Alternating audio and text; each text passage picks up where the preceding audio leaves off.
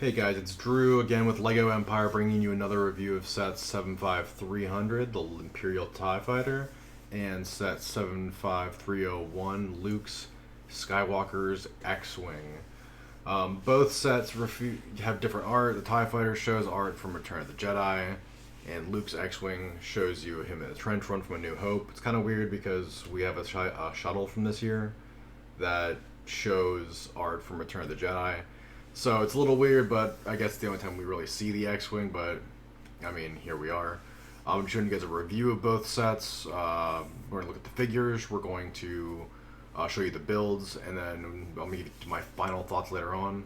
The one thing I will say is that if you guys do want me to show you more of like classic sets, please let me know in the comments below. It's the best way to ensure I get your feedback. Also, please subscribe and like the video if you do want more of this kind of content. Overall, though, both sets are interesting, and we're going to go through the prices of each set as well as the piece count here in a second, and we're going to go through and see if this is a set that you guys would enjoy. It is the cheaper of the two sets we've gotten over the last couple of years, but let's go ahead and get into this, and we'll see you guys into the next part of the video. So I have now finished both sets, and overall they were good builds.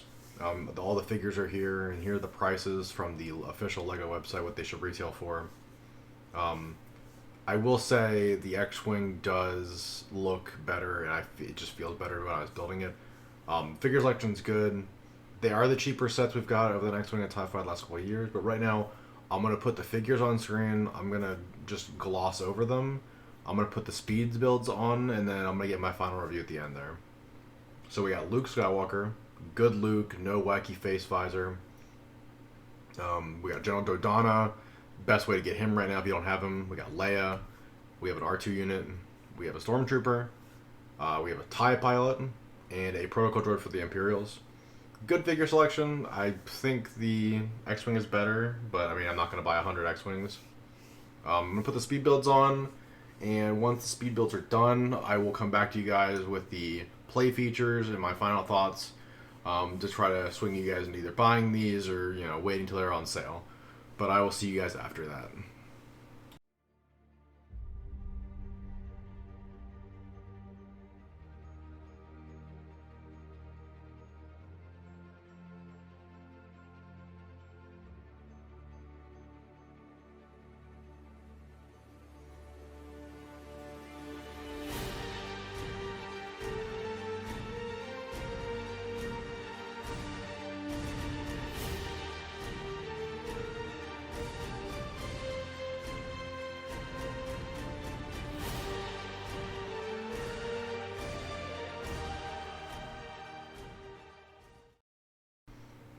So right now we're looking at the play features for the X-Wing. Landing gear in the front, landing gear in the back, they wiggle a little bit. The foils open and close like you would expect on any X-Wing. However, the design on a lot of technique was involved to make the design in the middle how it opens, and it's really good. I think it's probably the best X-Wing design that we have for the foils, as far as how they open and close and how they how they close when they land. It's very much like almost perfect in my opinion. Here's a look at it from the front on both sides, and we're gonna look at the bottom side here in a second. I mean, pretty nice design, pretty clean. Obviously no UCS design, but it's still nice. We got the flick fire missiles. And now coming over to the TIE Fighter, I mean, it is a TIE Fighter. There isn't really much to cover here. So you got the front area for the fighter. There's these little panels on the inside that he uses for his controls. Obviously the bottom and top hatch open. And then there's flick fire missiles again on both sides.